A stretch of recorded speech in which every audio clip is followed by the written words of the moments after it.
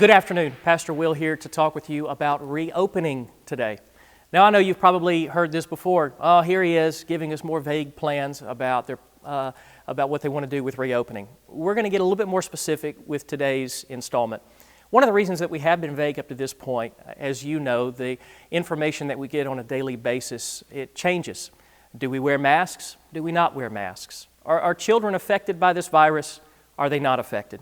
We've been waiting to see just what it is that we're dealing with as best as we can before we potentially put anyone else at risk.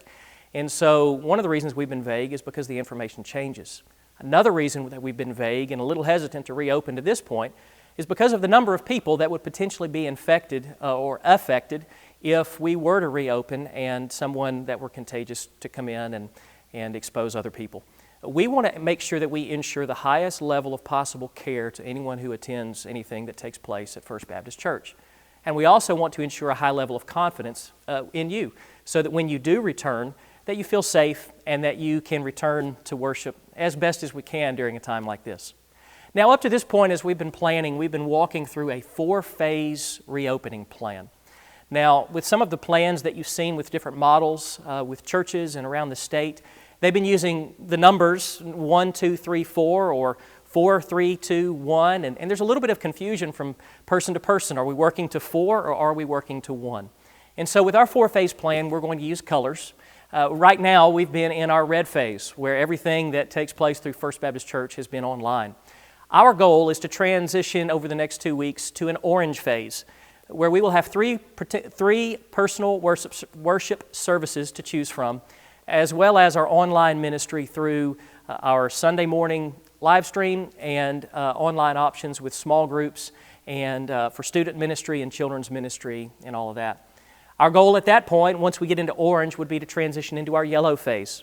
In our yellow phase, which we don't have a date for just yet, our goal would be to continue our transition with a little bit more in-person opportunities for folks to be able to do ministry together. And then from yellow, we would move to green, where everything would be back on as it was just a few months ago. Now, I mentioned just a few moments ago that our next goal is to move to an orange phase. Our transition date for that, as of today, is to move into that on June the 11th and June the 14th. June the 11th falls on a Thursday, and one of the reasons we've chosen that date is because typically on Thursdays over the last several weeks, we have been recording our worship service. It gives us the opportunity to provide a little bit of editing and then upload that so that there are as few hiccups as possible with the live stream on Sunday mornings.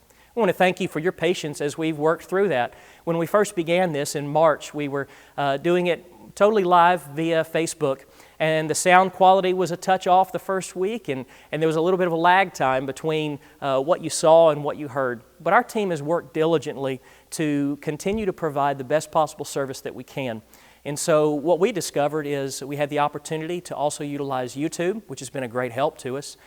We've also found that by pre-recording, editing, and uploading beforehand, that it provides the best possible experience for folks who are watching at home. We will continue to offer that all the way through until we get to our green phase. And so we will open up our Thursday recording time to make that a live worship service. That'll begin June the 11th at 6 o'clock. We will also have 2 services on Sunday morning at 8:30 in the morning and at 11. This is what I would encourage you to do. If you are still nervous about getting out, if you're not quite sure if you're ready for it yet, I want to encourage you to stay home. We will continue to provide our worship service online, and you can participate in that manner. Now, due to the nature of these services and not really knowing what the crowd level is going to be like, we are going to ask you to reserve by phone or through our website which service you and your family or whoever you attend with, which service you plan to attend. The last thing that we want to happen is for more people to show up than we could possibly accommodate in a worship service where we have to practice social distancing. We're going to give you more information on that, but I do want to encourage you to make sure to make your reservation for the service that you do plan to attend. Thursday, 6 o'clock, Sunday morning, 8:30, Sunday morning at 11 o'clock. The seating will be limited on those. We will be practicing social distancing.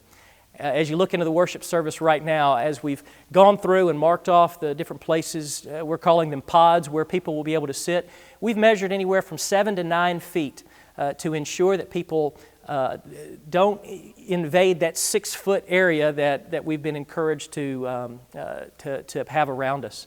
And so what that gives us is about 23 different spots in the worship service where people can sit.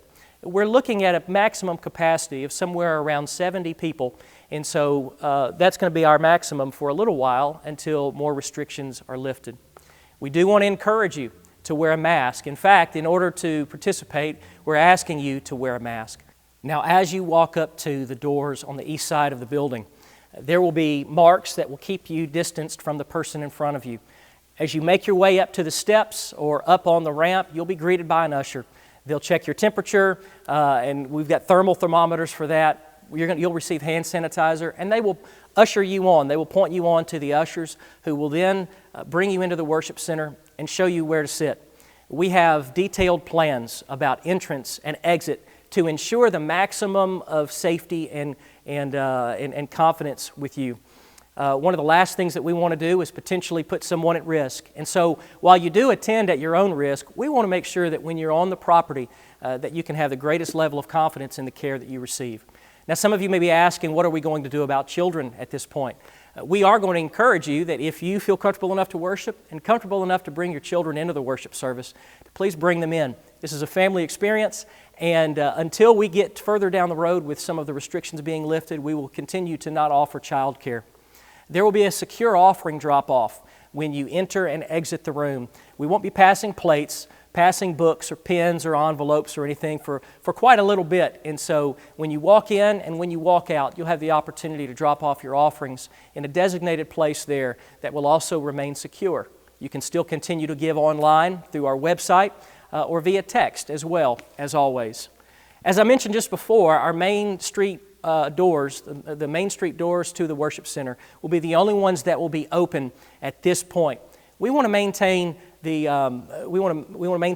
maximum level of integrity with the cleanliness of the building, so we're not going to open up a lot of other areas at this point. Now, one of the things you also need to know is that we will be sanitizing the room with a food-grade cleaner, both before and after the worship service, so that when you come in, you can rest assured that where you sit and the things that you touch will be sanitized, and you won't have to worry about that. Now, I want to encourage you to check your email. As I've fumbled through a lot of these details, I know it's a lot to remember. And so we've typed that up, and you should have an email in your inbox at this point. And so I'd encourage you to go back to your email inbox, look for that email from us, walk through the details, and if you have any questions at all, please don't hesitate to give us a call or reply to your email. Now, so that you'll know a little bit about what it looks like, next Thursday during this time, we're going to actually do a walkthrough. We're going to begin outside, walking through the very same steps that you will walk through when you begin worshiping with us.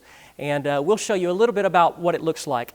It sounds like a lot of information, but we've tried to remove as much guesswork as possible so that when you do attend, we're showing you the greatest level of care and giving to you the greatest level of confidence as you worship with us. I'm excited about seeing you again. The Lord's been doing a lot in my heart and doing a lot in the heart of the team, and we're looking forward to sharing that with you. Psalm 122 came to mind just as I was preparing to shoot this video. And I love this psalm because David talks about returning back to Jerusalem and gathering with God's people. Well, we know that when we get into the New Testament, the fulfillment of Jerusalem is seen in the church. And so you can take this and apply this to the people of God that we call the church today. He says, I rejoiced when they said to me, let's go to the house of the Lord. In verse 6, he says, pray for the peace of Jerusalem. We could look at that and say, pray for the flourishing of the church.